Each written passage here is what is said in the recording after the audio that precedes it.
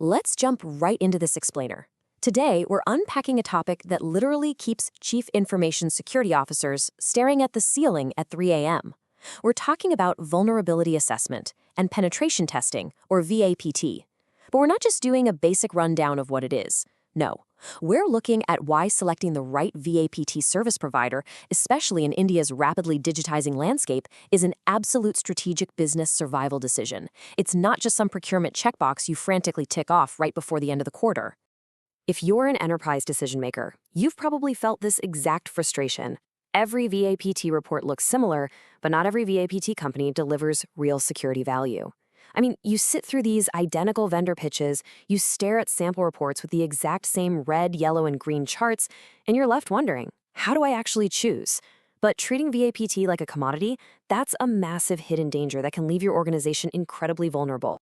Section 1. The VAPT security illusion. So here's what happens when organizations treat security like a bargain hunt. A cheap, poor quality assessment is basically like a home inspector handing you a 300-page list of scratched paint. It's just overwhelming noise, hundreds of meaningless vulnerabilities. On the flip side, the right VAPT partner actually tells you if the foundation is cracking.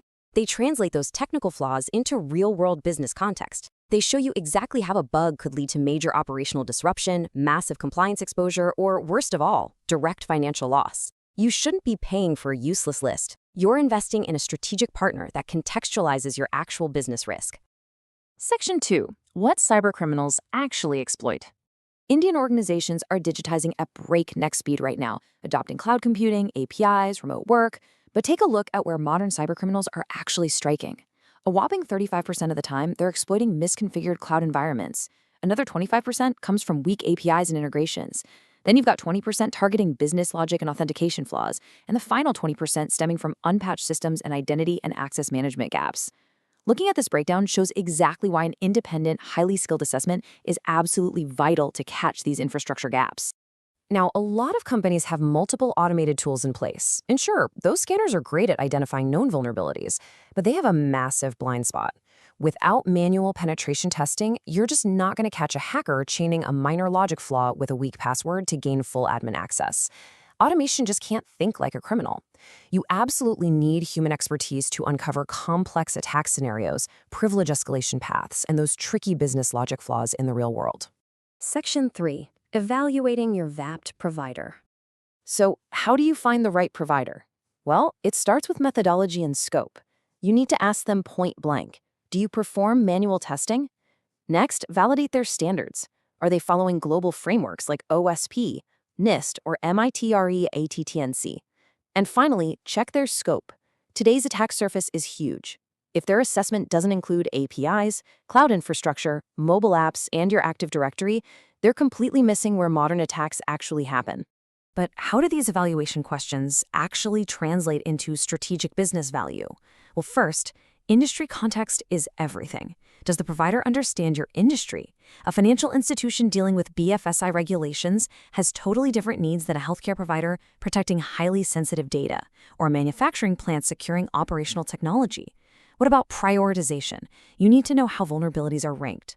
A mature provider focuses resources on actual exploitability and business impact, avoiding that useless 300 finding list we talked about earlier.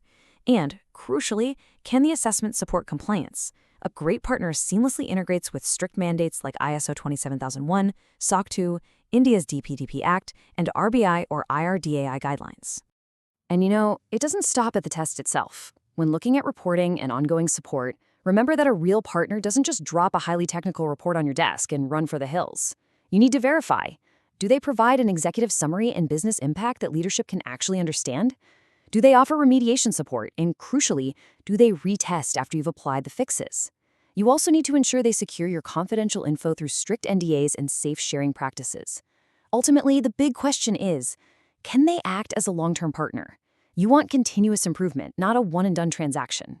Section 4. Common mistakes and red flags. Okay, let's look at the dark side of procurement. The data on these common mistakes is absolutely startling. A massive 85% of enterprises are severely compromising their security simply by shopping for the lowest cost, compliance-only provider. 85%. Plus, 70% are relying solely on automated scanning, 60% are flat out ignoring the remediation recommendations, and 45% don't even bother validating or retesting after they attempt to fix. This right here is exactly how breaches happen, even after a company passes an audit. To avoid becoming a statistic, you need to watch out for some massive vendor red flags. Seeing an unrealistically fast turnaround time or a heavy reliance on automated tools, they're probably just running a quick scanner and slapping their logo on it. Opaque testing methodology? Run the other way. A complete lack of post-assessment remediation support? They are leaving your IT team completely stranded. And if they have limited experience with complex enterprise environments or modern cloud architectures, they simply aren't equipped to protect your business. Section 5. The Enterprise Evaluation Checklist. Let's bring all of this together. Here is your actionable checklist of comprehensive capabilities to verify in your next vendor meeting. First, demand proof of deep manual penetration testing, especially covering APIs and the cloud. Second, verify their industry-specific expertise and ensure they align with your specific compliance mandates. Third, make sure their reporting is business-focused and intelligently prioritizes risk.